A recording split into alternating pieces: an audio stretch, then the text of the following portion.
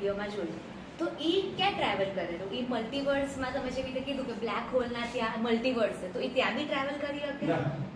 એ ખાલી આપણા જ યુનિવર્સમાં હા. એને મને અલગ અવસ્થા હોય થઈ જાય ત્યારે આપણે ફિઝિકલ ફોર્મ નહીં, ત્યારે આપણે ફિઝિકલ ફોર્મ છોડવું પડે. એટલે આપણું સ્થૂળ શરીર જ્યાં સુધી આપણું ફિઝિકલ બોડી છે ત્યાં સુધી એ આપણે આપણા પહેલી બાઉન્ડ્રી છે, પહેલી બાઉન્ડ્રી છે આપણી સોલર સિસ્ટમ. તમે જ્યારે અનંત જોયા થાવ એટલે પહેલી બાઉન્ડ્રી આ સોલર સિસ્ટમ, સૂર્યમાળા સોલર સિસ્ટમ.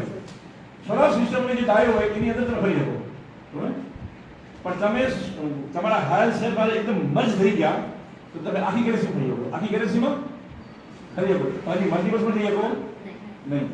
મલ્ટીવર્સમાં જવા માટે બ્લેક હોલમાં શું ફરજિયાત? હા, અને ત્યાં આખું અલગ બધું અલગ અલગ. એ બધા અલગ અલગ થોડા બ્રહ્માંડ છે ને એ કૃષ્ણ ભગવાને અર્જુનને બતાવ્યા. શું હે? અને ઓલો બી ગયો બરોબર આ શું આ બધું વિચિત્ર. ત્યારે કૃષ્ણ એમ કહેલા કે હે અર્જુન, તું જે જોઈ રહ્યો ને, તું જે જોઈ રહ્યો છે ને એ મારું ભગવાન બોલાવ્યું. આ હે મલ્ટીવર્સ, આ હે મલ્ટીવર્સ. આ કરોડો બ્રહ્માંડ છે ને, તો કૃષ્ણ એમ કહેતું તું જે જોઈ રહ્યો એ મારું એક ભગવાન બોલાવ્યું. એ કૃષ્ણ જોઈ અર્જુન જોઈ શકતો નહોતો, કારણ કે એની ફિઝિકલ ફોર્મેટમાં કહો ને, એટલે ફિઝિકલ ફોર્મેટમાં એ જોવું અસંભવ છે, છતાં મને બતાવ્યું એટલે બોડી હેંગ થઈ ગઈ, બોડી આખી હેંગ થઈ ગઈ.